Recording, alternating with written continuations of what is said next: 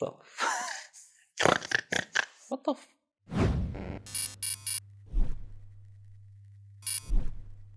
Good afternoon, ladies and gentlemen. It's time for Counter-Strike Global Offensive ESL Pro League Season 11.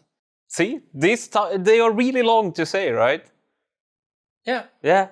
All these tournaments nowadays have these names that are this long. But anyway, we have an awesome tournament. Your name is? My name is Teemu. My name is Janne, and it's time to check this out. Yeah. I'm gonna start with some useful information about the tournament. It starts on the 16th of March 2020 and it ends 12th of April. So we have a good month of Counter-Strike ahead of us. The prize pool for this league is $750,000. We have 24 teams, which are divided to 4 groups with 6 teams in each of them. And it's played in Denver, Colorado, United States of America. That was a lot of information, but yeah. Useful information. Yeah. But 750,000 is not too bad.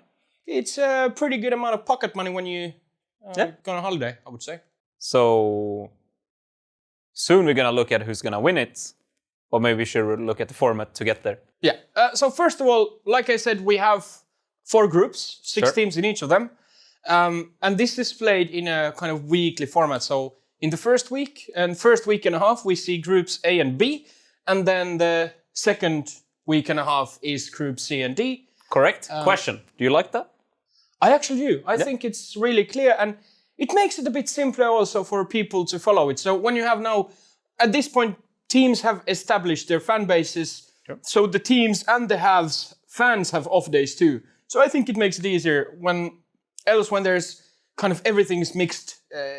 Okay. I'm a little bit in between. I really like intensive tournaments where you have games from morning to evening, every single day. But this is pretty cool. We have 24 teams, remember, so it's sure full days of Counter-Strike. Well, yeah, I don't know. I think it's cool that we get something a little bit different at least, and maybe it's time that we move on to being more like traditional sports, if you want to call it. They usually have more of this structure, right? So yeah, but with that said, the group stage format is 4 single round-robin format groups. Each group has 6 teams. All matches are best of 3. So meaning every team plays against all the other teams in the group, yeah? Yeah. And every single match is best of 3 in group stage. Very cool. Group winners proceed to play-in for seeding. And second and third place teams advance to the round 12 of playoffs. I do really like this. I think it's a little bit sad that 3 teams move forward and 3 are out. Even though, you get the chance to play a lot of best of 3s. So kind of if you don't manage to be in top 3, well, you had your chance, kind of. So, yeah, I think it's good. You have 5 best of 3s. To advance, you need to win 3 of them, basically. Yeah.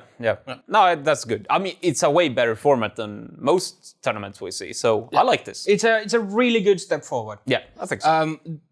We'll get later on to that, but I still think that what we have in Dota with double elimination in playoffs, I'd like to see that in Counter-Strike. Obviously, it would have mean a lot more matches, a lot more scheduling, but still, we're now on a good way. Hey, I would love that too, but...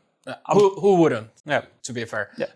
Now, let's go to the groups A and B, which we're going to talk more about today. Just quickly going to go through the groups, and then we get to the actual kind of information kind of thing. So information, predictions, and so on. Yeah. So Group A, we have Australis, ENCE, Godsend, Ninjas in Pyjamas, Sharks, Esports, and Team Vitality. And in Group B, we have Complexity Gaming, Fnatic, Force, Furia, Heroic, and Na'Vi. I would say 2 very interesting groups, actually. I have to agree. I think we're going to see some great Counter-Strike. I don't know where you want to start, but I think there's like the clear favorites, kind of clear second place, but then it's quite open actually after that, I think. So to a certain extent, I do agree with you. If we start with Group A and the favorites, easy to say we have Australis and Vitality.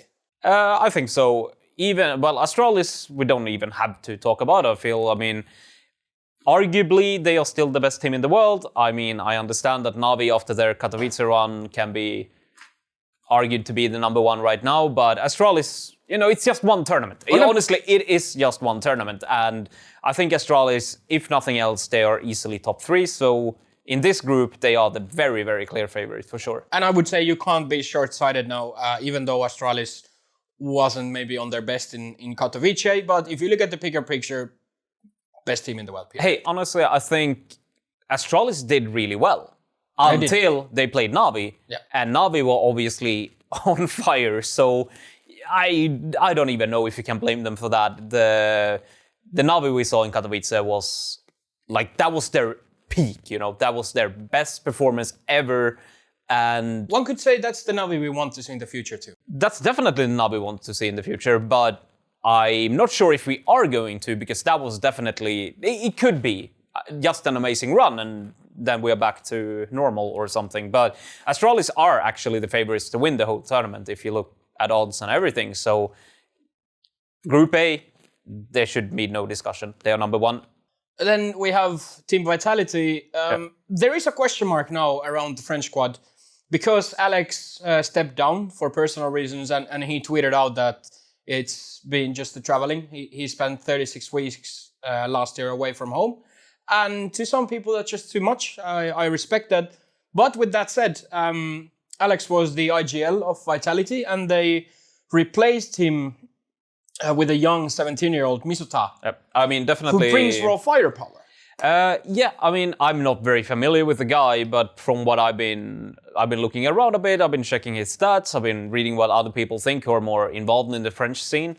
And honestly, he sounds like a great pickup. Like, he really sounds like he, I don't want to say the next Saibu because that's big shoes to fill, but he might just become a really good player. And we've seen other players come up lately in other regions as well. Like, we've seen Perfecto go into Navi, doing well. Yeah. We've seen Brokey in FaZe. It's always hard to quantify how good a player is before we've seen him on this high level, And I really think, who knows, this might actually help Vitality in the long run.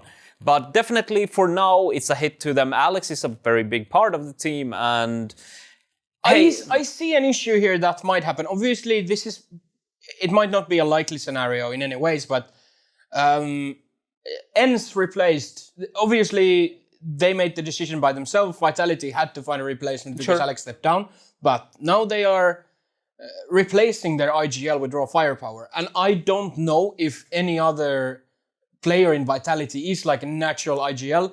They're saying that Shoxy is now taking the role. Well, we've seen that. He's very experienced. He's been in very tough positions before, but can he lead the team? That's a question that we will get an answer to once we see them play. Definitely. I think it's really hard to tell beforehand, and I don't think anybody can say either or. Like, it might work out and maybe it will crash and burn. Like, seriously, we don't know, but I think a team like Vitality, especially with Saiwu, and they have a lot of skill in the team. That's pretty obvious at this point, and especially with Saiwu, of course, they will always do fairly well, I think. Yeah. Especially, I don't think they will go very far in this tournament, but they should definitely go out of the groups here in Group A. Yeah, I mean, proceed, not go out.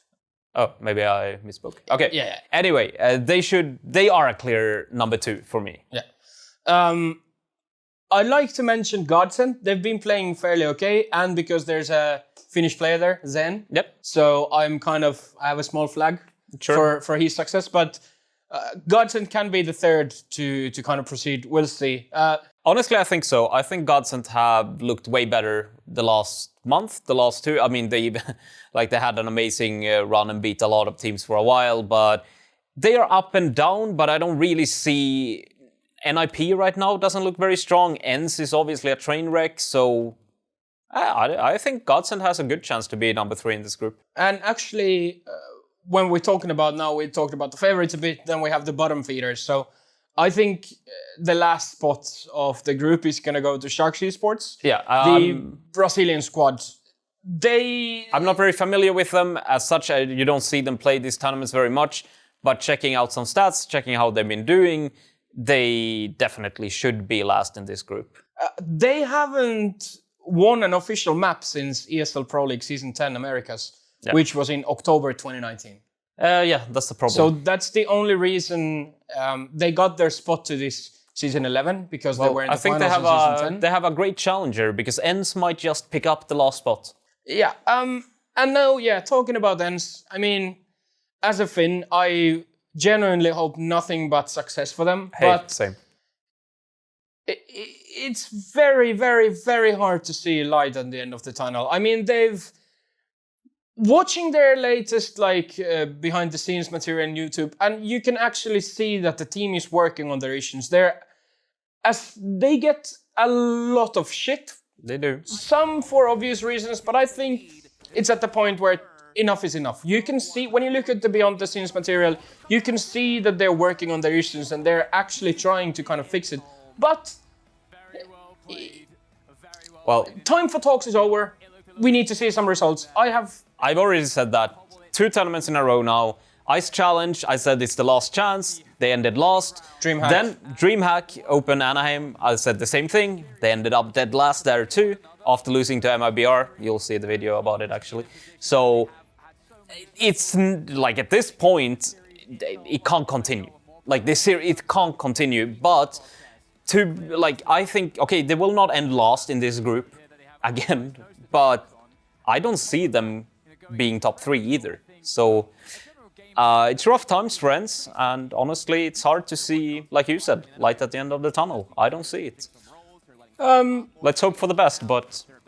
So towards Group B and happier thoughts, I'll go over the teams once again, and then we get to the favorites of the group. Sure. So we have Complexity Gaming, Fnatic, Force, Furia, Heroic, and Na'Vi.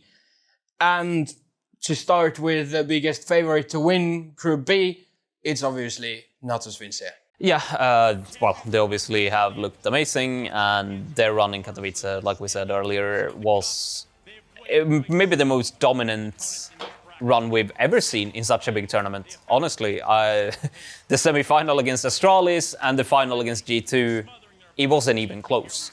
So It's going to be very interesting to see if they can continue that, because I really don't know if they can keep it up, but I definitely think Na'Vi should be a favorite, obviously, to win this tournament. And I actually do like the odds as well. You can get 4.5 times the money on Na'Vi right now. So I like that. I think it's pretty good. Yeah. Especially considering that Australis are the favorites, and I do think that Na'Vi looks way harder than Australis right now. So no, Simple and Na'Vi, they won a big tournament together. Not a major, but a big tournament together. Yeah. So they got the taste of victory, finally together. I think it was really important for them to have this amazing run, because maybe they can finally get released, you know? It feels like they've been in prison for years or something, you know? Yeah. So I really like them, and I really hope they continue playing as well as they are. Yeah, it's great entertainment. Oh, for sure. And yeah, well, the way Simple played in Katowice, if that's not entertainment for CSGO fans, I don't know what is. Yeah. So He will be trying to catch one, and he does. Flamey's gone down, and now just Perfecto and Simple. He needs a multi-kill, first found, Twist aggressing. They have to double peek, he's getting his shot, he's hitting another one! Simple! No! Simple! That's unbelievable! What in his name? Number 1 in the game, he's done it again! You better start calling him Sasha the Smasher. This is unbelievable. The AWP, we know he's got it in him. I didn't think that round would be possible, though. That is just unprecedented. Look at him go. The first shot, you think, fine, okay, he'll get a couple there potentially. This is the moment it all turns around. The quick show, even the no-scope there, will take down a lead, and Stewie2K gets his mind blown along. And I think Simple is at the same time, he's kind of showing that you might have up-and-coming young superstars, but the throne is his. It truly is, but I have to add, the other players in Na'Vi did so amazingly well as well. I think Boomich was the player who impressed me the most during the tournament. So one could say that maybe the kind of ghost of Zeus has now faded away, and Na'Vi kind of found themselves again with the leadership of Boomich. Yeah, it truly feels like it.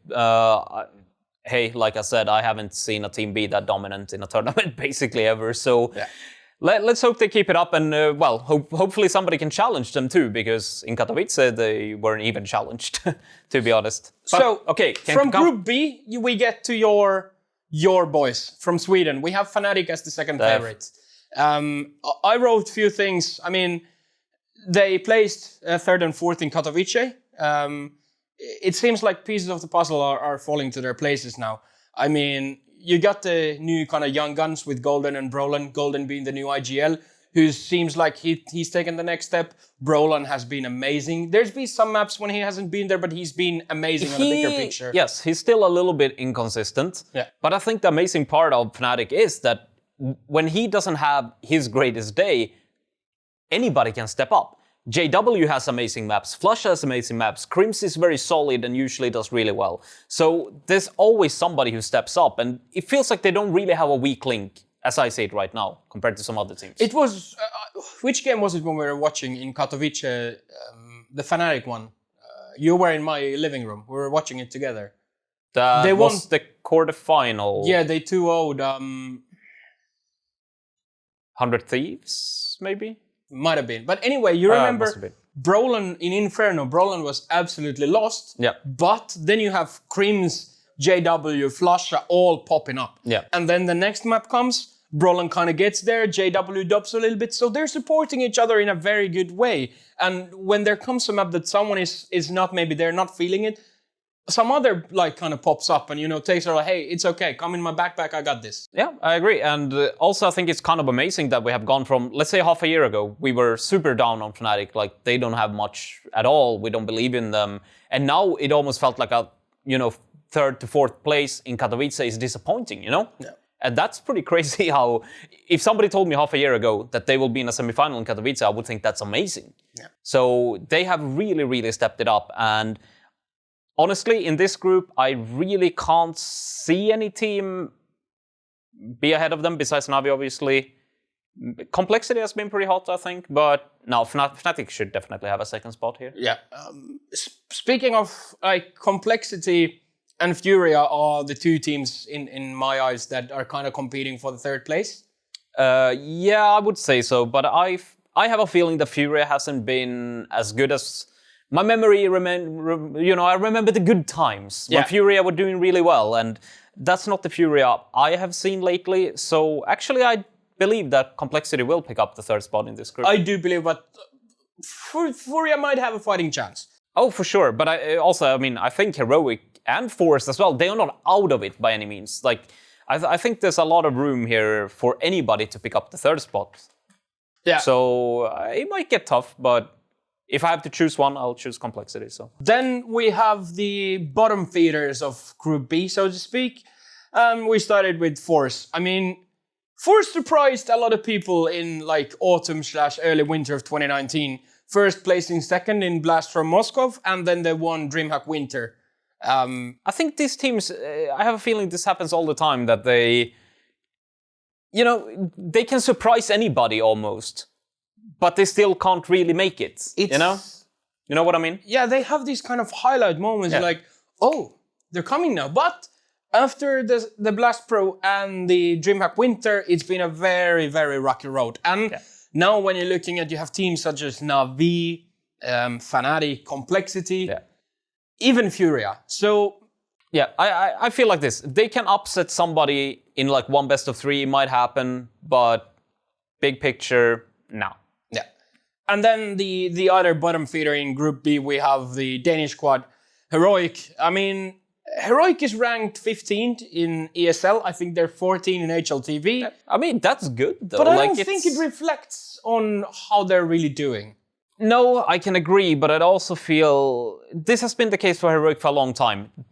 They are not terrible or anything, but they can't take the next step, you know? I mean, they won DreamHack Open Atlanta in November, but since then they haven't even been able to qualify for other big events. Yeah, no, sure, that's true. So, with that said, I mean, if you are world ranked 14th in HLTV and 15th in ESL, you're up there, but... something's missing. Something's odd, something's missing. I mean, there's a roster roulette going on, Moody is now benched. The thing is, I think it's interesting how a lot of other teams, they go, on a roller coaster. They have a good month, they go up, then they go down again. And, so Forest, right? But Heroics, to me, seems like they're always this, middle of the pack, somewhere floating around. Kind of a best of the rest kind of scenario. Like, they never suck, but they're just never good, Like, I don't know. It's it's hard to tell, but in Finland, we would say hajuton mauton väritön, kind of, which means doesn't smell, no colors. Something like that. Doesn't So taste. it's applicable here. Just really blank. Like, yeah. hard No, but to that's say how I anything. feel. And I Yeah. mean, looking at the teams in this group, with that said, they really shouldn't be top 3 here, Yeah. I mean, sadly. Forsen and Heroic are out from group stage, that's for sure. Complexity and I'm still Furia. unsure because I see holes in the other teams, but it should be. It should be. Well, Navi and Fnatic are through. They should, yes. Okay, that I can. Navi and Fnatic are through. But I think the third place is quite open. I really think so. It's quite open, but Complexity is the biggest favorite for that. Yes. Yeah. For me, sure. So with that said, that's the short kind of preview of ESL Pro League Season 11, Groups A and B. Yeah. Do you have any final words? What are you looking for? Something to add? I'm just curious to know which 2 teams are going to be in the final of this thing. Of the entire Pro League? Yeah. Okay, Just let's do curious. it like this. We do it after the second one, after we reviewed Group C and D. Okay, Because we're missing half of the teams. C and D are really interesting too. I like these groups though. They're cool, but we still have 2 more. We'll go through it later. Yeah. But So, with that said, you're going to start with this next week, because that's when Groups A and B start their series in ESL Pro League Season 11. The week after, you're going to see the preview of teams C and D. Now, with that said, you watched so far, which is pretty long time to watch a YouTube video. If you like the content, please subscribe to our YouTube channel. That's going to help us to do more of this stuff in the future. If you have any feedback, please write that below. We really do appreciate it, and we try to answer to everybody. If you're shy, you can also DM us in Twitter. Make sure to follow our betting Twitter at eVikingsBetting. If you are into esports betting, we post a lot of tips. In the future, we're going to have a lot of different guides for betting and such like that. So make sure you stay tuned to our content. especially the betting Twitter, because for this tournament we'll have probably tips every day. Yeah. As long as we find good tips, then they're out there. So. And we will post our own betting results. So we actually show you what we've done, so it's legit. So you can see our ROIs and how we do bets and etc. etc. etc. Is that it? That's it. Thank you for watching. I hope you have a great end of the week. See you next time. Ciao, ciao. Goodbye.